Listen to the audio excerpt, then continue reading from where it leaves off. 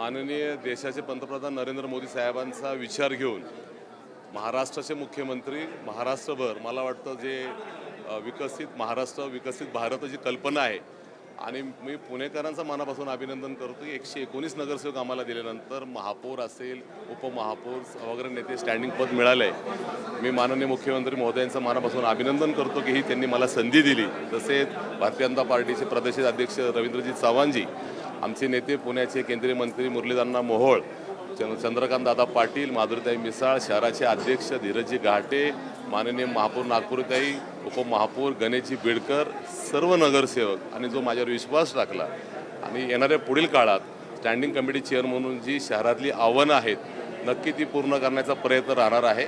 2017मध्ये महानगरपालिकेत भारतीय जनता पार्टी सत्तेत असताना जे प्रकल्प आम्ही पूर्णतः नेण्याचा प्रयत्न केला आणि मागच्या 4 वर्षामध्ये प्रशासनाच्या माध्यमातून जे अंतिम टप्प्यात आलेत तर स्टँडिंग कमिटी चेअरमन म्हणून आम्ही सर्व सभासद त्या प्रकल्पाला गती द्यायचं आम्ही काम करणार आहे, जेणेकरून पुणे शहर पुढच्या पंचवार्षिकमध्ये की पुणे शहराचं नाव महाराष्ट्रात अव्वल होईल असा आमचा प्रयत्न असणार आहे।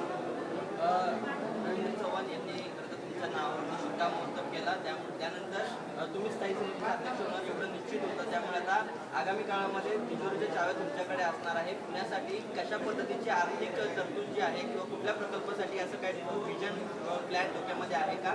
कोणत्या प्रकल्पासाठी विशिष्ट निधी काढतो? आजच स्टँडिंग कमिटी चेअरमन झालो आहे आणि गेले 2017 ते 22 महापालिकेमध्ये आम्ही भारतीय जनता पार्टी सत्तेत असताना जे प्रकल्प आम्ही शहरभर करण्याचा प्रयत्न केला आहे ह्या 4 वर्षातसुद्धा अंतिम टप्प्यात आहे।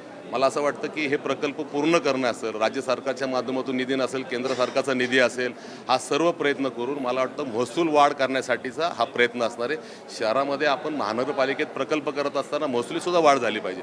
महसुली संदर्भातसुद्धा आम्ही प्लॅनिंग करून हे प्रकल्प पूर्णतः नेण्याचा आमचा प्रयत्न असणार आहे। मला वाटतं सुरुवात आहे, येणाऱ्या पुढील काळामध्ये पुणे शहरातले प्रकल्प हे गतिमान करण्याचा आमचा प्रयत्न राहणार आहे।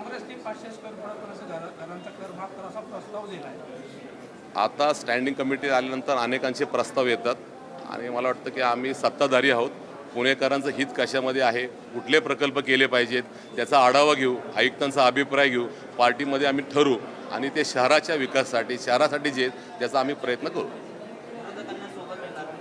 100% निवडणूक झाल्यानंतर मला वाटतं की आम्ही आल्यानंतर सर्वांना घेऊन या शहराचा विकास करायचा असा आहे।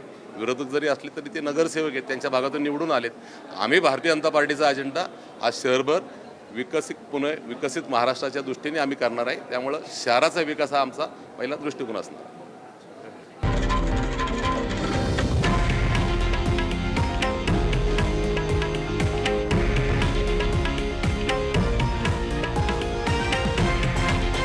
हे आहे देशातील नंबर 1 न्यूज नेटवर्क आणि आपण पाहत आहात TV9 मराठी, एकमेव।